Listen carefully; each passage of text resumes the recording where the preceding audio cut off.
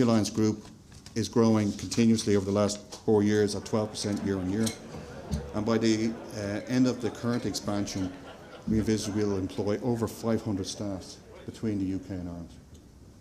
And there's a lot of companies like ourselves currently taking on new staff, making investments to develop for the future, and I think it's really important that we broadcast that message across the country to get the confidence in this economy that we can move forward and really drive on. In the area that we are, which is very much technology focused and looking for the right skills and expertise, being able to get the right people from the universities and then building those partnerships with the universities that we can attract that. We have got a very close working relationship, for example, with the University of Limerick, with DCU, and so also with Blanchardstown IT.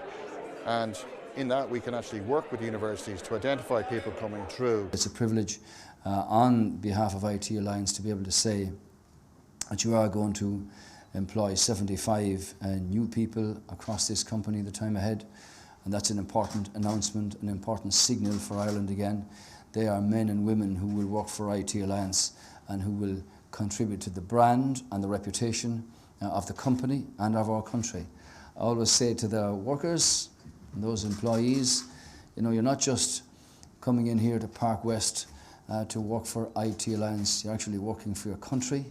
And when others say to me from abroad, investors from the United States or from around the world, what is it about the Irish that actually makes you stand apart?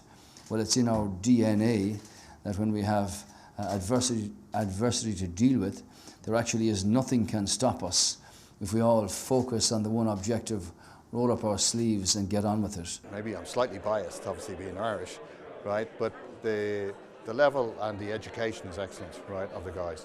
But we can also combine it. Ireland is a very good location to attract people from other parts of Europe back into Ireland, which is also a big advantage. So we've been able to attract people. We've got currently recruiting out in Barcelona, and we're taking Spanish people in, Italian people, French people, right? Wherever we can get the skills that we need to augment what we have here. At the end of this month we start to actually take this place apart as well and kitting it out with new offices and project workspaces, right, to enable us to expand further. And hopefully that will generate more revenue for the economy and much needed taxes, no doubt, as well as we go forward.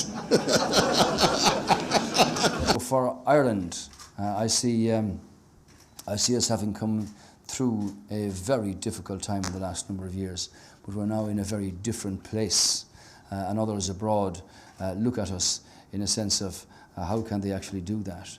And we do that because we are Irish, and because we've got 70 million worldwide, many of whom have had to forage in much more difficult times than now and make their way and make their impact in other countries, in politics and business and music and culture, in society and so on.